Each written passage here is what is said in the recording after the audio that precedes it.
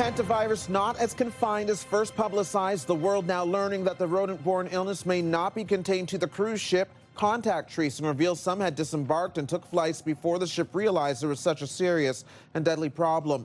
Good afternoon. This is CTV News at 5. I'm Stefan Keys. We begin with developing news on the deadly hantavirus outbreak aboard a Dutch cruise ship.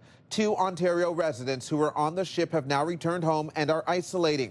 Ontario's Health Minister Sylvia Jones says they have no symptoms and are not believed to be at risk of transmitting the virus. It's not known where in Ontario the 2 residents are isolating. A Quebecer is also isolating after being on the same flight as a passenger who had the virus. That person also has no symptoms. The virus has been identified as a strain that can spread through human-to-human contact, but that usually only happens through very close contact. We are getting regular updates on not only these 2 individuals, but preparing to see if there are any other individuals who could perhaps return to Canada and Ontario. The incubation and monitoring period will likely be in the 30-day period. The 2 Ontario residents are among more than 24 passengers who got off the cruise ship on April 24th. The World Health Organization says it's developing guidelines for when the other passengers disembark the ship and travel home. The WHO says 8 cases have been reported and 5 have been confirmed as hantavirus. Of those, 3 people have died. Gatineau police have now identified the 2 people they say died in a murder-suicide in an apartment building in Gatineau early yesterday morning. Police say Wednesday morning rather. Police say a 34-year-old man killed his 30-year-old partner before taking his own life. Police have identified the woman as Shannon Jean Hickey and the man as Tien Quan Vu. The pair was found unconscious in a 4th-floor unit of an apartment building on Rue Laurier in the Hull sector. The 2 were pronounced dead at the scene. Police were initially called to the building overnight for a wellness check. When they arrived, they found a small fire inside the unit that ended up spreading. Around 30 people have been displaced as a result. A tanker truck carrying jet fuel to CFB Petawawa Wednesday night went up in flames, sending balls of fire and plumes of smoke into the sky. It happened on Highway 17 near Whitewater Road, close to Pembroke. Highway 17 has been shut down since 8:30 last night. There were no injuries reported as the driver of the truck managed to get out safely before the fire took off. Fire crews say their priority was containing the spread of fire to nearby brush. It was too far gone within minutes, and I mean minutes. Like, our response time was probably 3 to 4 minutes, maybe 5 at the late most, and I mean it was already fully. Like, it was just too much heat coming out of it. I mean, we can put water on it, but you can put water on jet fuel all day. The fire burned until 7 o'clock this morning. The site is being assessed by the Ontario Spills Action Centre, and the cause of the blaze is under investigation. Parents at one Ottawa school say they were shocked to learn elevated levels of lead had been found in their children's drinking water.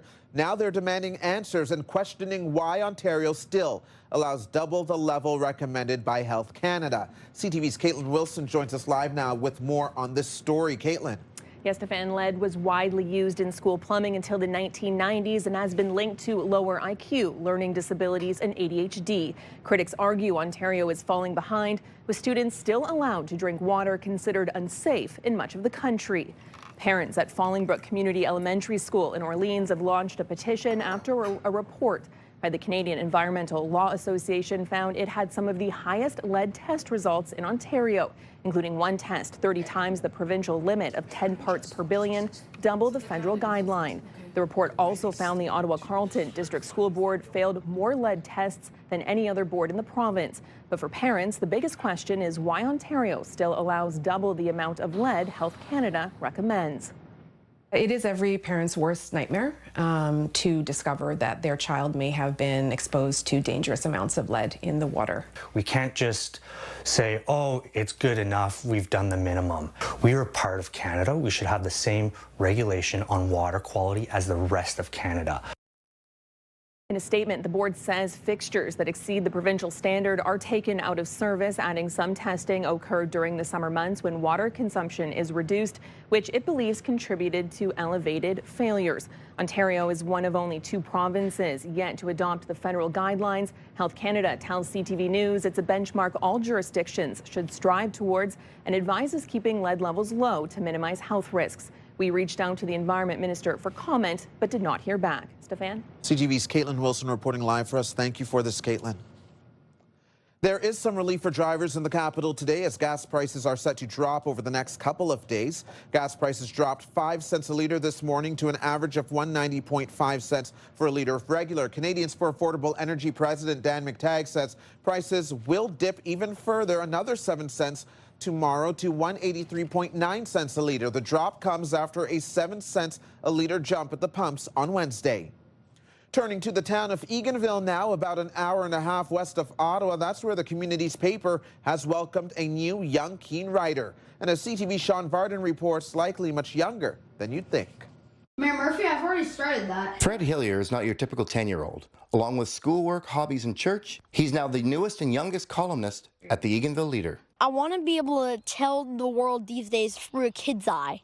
His bi-weekly column, Inside Fred's World, offers his hometown of Eganville a unique take from a kid's perspective. Pretty exciting. It's not something that you see every day, a kid getting to write for a paper. That's a good one. He can write about whatever interests him, and although it can be a lot of work, he hopes his young views will make people think. I kind of make a list on Google Docs on my Chromebook, and then when I'm done with that list, the next day I write the column.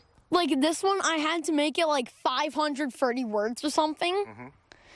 It was kind of a little overwhelming. The Eganville Leader has been part of the Ottawa Valley for more than 120 years. When it was put up for sale in 2024, there were fears it would not survive. But when new owners were found, Fred knew he wanted to be part of it.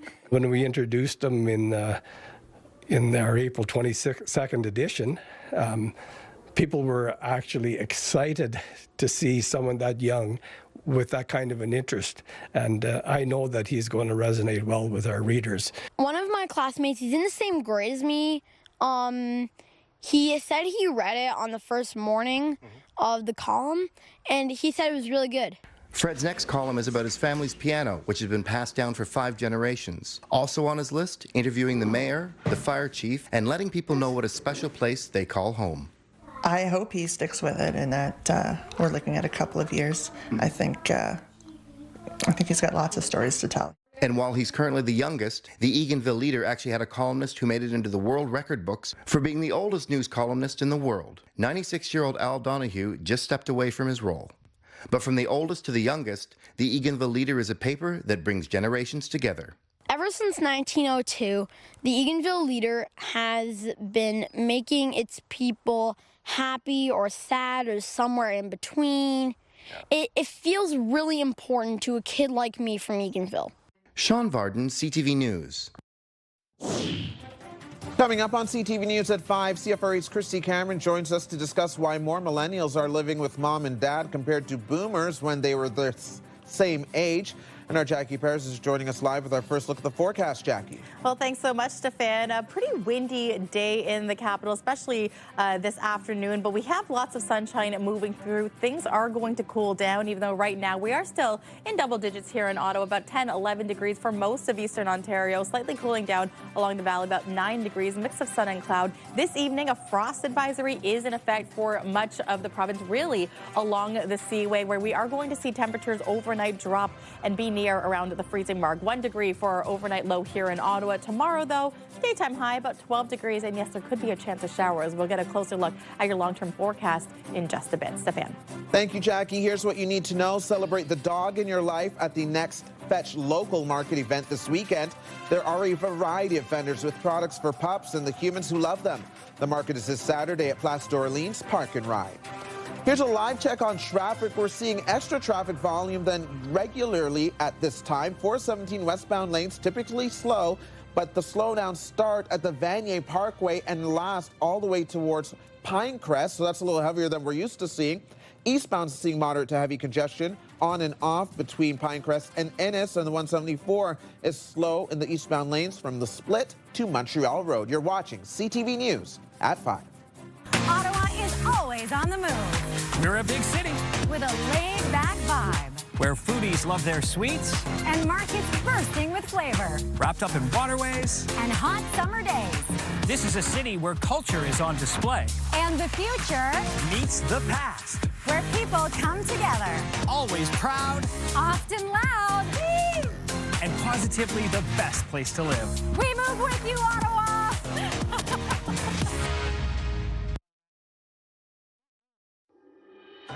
Our popular Team of the Week segment is back. If you want to be a part of our Myers Automotive Group Team of the Week, upload your video to ctvnewsottawa.ca.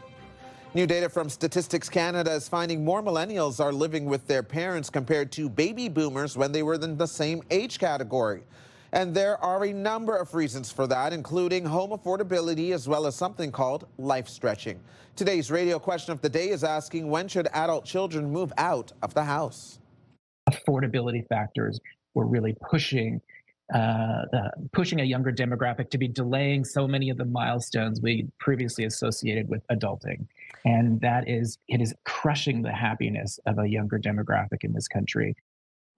Christy Cameron is here with more. And Chris, I understand you spoke to several experts today about this. What more do they have to add to this conversation? Well, let me tell you, the listeners were butting in first because let's hear from them. Started a rip-roaring debate on the text board. And unfortunately, there always tends to be a little bit of generational warfare when it comes to this stuff.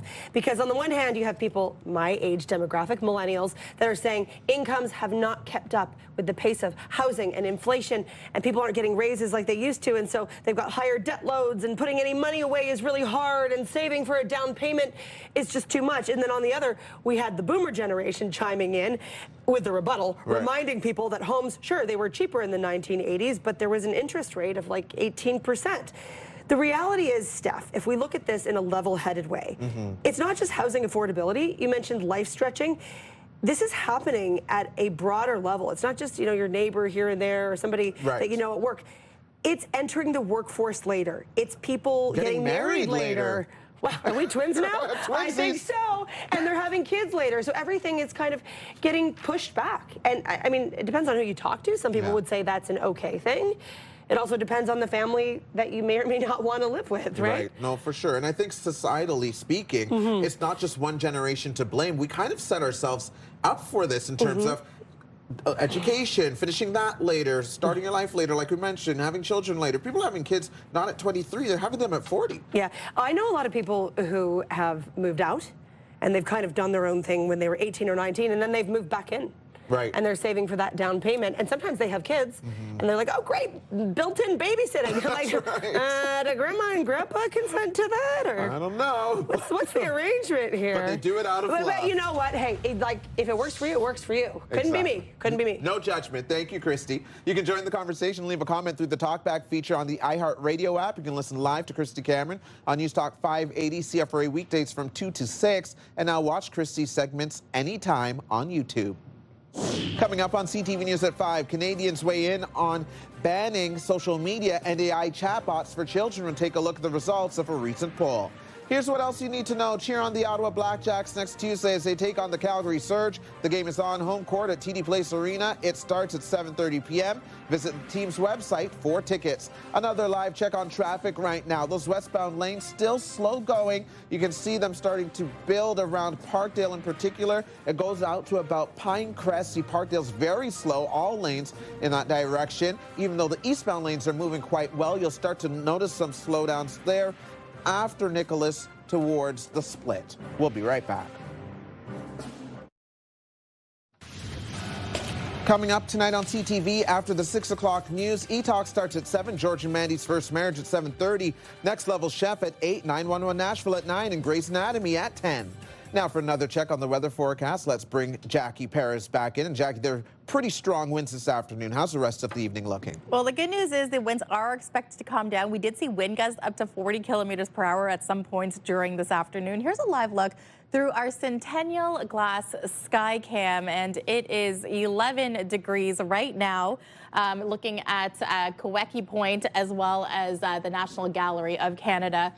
Mainly sunny skies right now. The winds have calmed down, and as we take a look now, the overnight hours, mainly partly cloudy skies for tomorrow morning. Again, we likely could see some isolated or scattered showers moving through, fairly light, and this could be in the later part of the evening for at least here in Ottawa. For the most part, though, mainly clear skies, more sunshine as well from the last couple of days that we've seen. And taking a look temperature-wise around the afternoon, again, the chance of showers could roll in at 12 degrees, the anticipated daytime high. So it is going to be a little bit of a cool day for this time in May, below seasonal, because typically this time of year is about 18 and 19 degrees. As we look to our friends in the valley, but -1 for the overnight. So a reminder that there is a frost advisory in effect for much of eastern Ontario. Now 13 degrees is the anticipated daytime high. And as we look towards the Seaway, 1 degree the overnight low, 12 degrees, mainly sunny skies for tomorrow's daytime high. A look at the next several days, we will be averaging the cool to mid-teens for the next several days. Saturday will be the nicest day,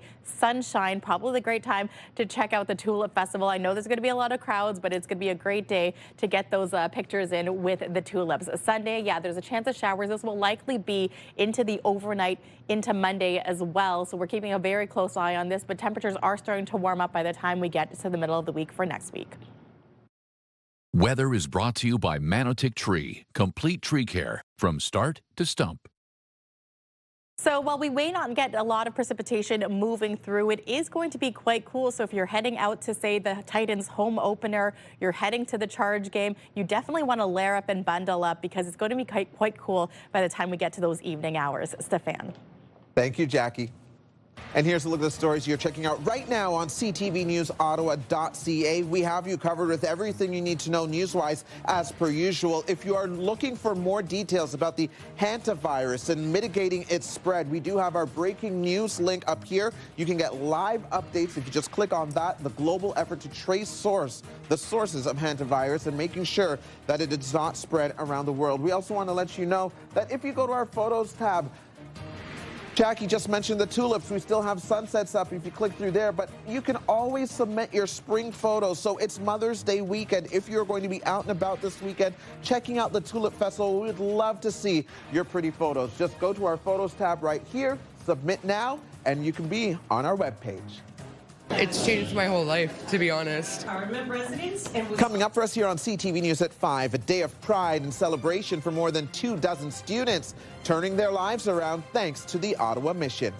Here's what else you need to know. Celebrate Mother's Day weekend with a Glow of Love candlelight concert in support of CHEO. It's happening this Saturday at the Schenkman Arts Centre from 7 to 9 p.m. Visit the venue's website for tickets and all of the details. If you need gas tonight, one of today's cheapest gas prices can be found at the Petro-Canada station on Pembroke Street in Canada. Regular gas there tonight is going for 188.6 cents a litre. And here's another live check on traffic. Traffic volume starting to build towards the last half hour of the 5 o'clock hour. But if you are headed westbound, again, you will be experiencing the most slowdowns along this stretch of Queensway right now. Things are moving very well in the eastbound lanes at Parkdale, but you can see major slowdowns in the westbound lanes. You're watching CTV News at 5.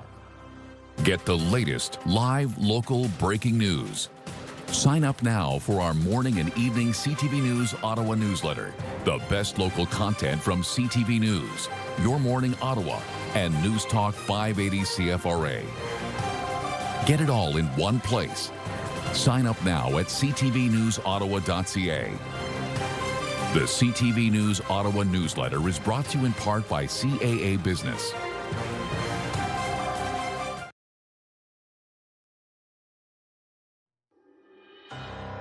Here's another live look through our Centennial Glass Sky Cam. The current temperature is 11 degrees. And it's time now for a look ahead to CTV News at 6. Here's Patricia Bull. Thanks, Steph. Here's what we're working on for 6 o'clock. Preparing to see if there are any other individuals who could perhaps return to Canada and Ontario. 3 Canadians are now isolating in Canada in connection with the Hantavirus outbreak on a cruise ship. We'll have the latest as that ship heads for the Canary Islands with 4 other Canadians still on board. The difference between 5 to 10 kilometers per hour can truly mean the difference to saving your life or saving the life of another driver. New data from the city shows drivers speeding more in areas where speed cameras have been removed. Fewer motorists are obeying the speed limit, and those speeds are going up in school and community safety zones. Like our response time was probably 3 to 4 minutes, maybe 5 at the late most, and I mean it was already fully, like, it was just too much heat coming out of it. A dramatic vehicle fire caught on camera. What happened when a tanker truck carrying jet fuel went up in flames along Highway 17 near Pembroke? All of that and more is coming up tonight on CTV News at 6. That's right after the early edition of CTV National News with Sandy Ronaldo at 5:30. Steph. Thank you, Patricia. Now the final 5 other stories we're following today. A new crop of graduates at the Ottawa Mission has 25 students graduate from the organization's food services training program. It's changed my whole life, to be honest. The program teaches the skills necessary to work in a commercial kitchen and gives students a chance to take on a new career. According to the Mission, more than 90% of its graduates have found employment in the service industry since it began more than 20 years ago. A new commercial plaza could be coming to Orleans. Richcraft Homes has submitted a proposal to build a complex with 10 buildings and more than 300 parking spaces on Mer Bleu at Brian Coburn. The proposal includes a grocery store, an anchor retail outlet, and drive-thrus. The councillor for the area says a specific grocer has not been confirmed and construction timelines still need to be sorted out.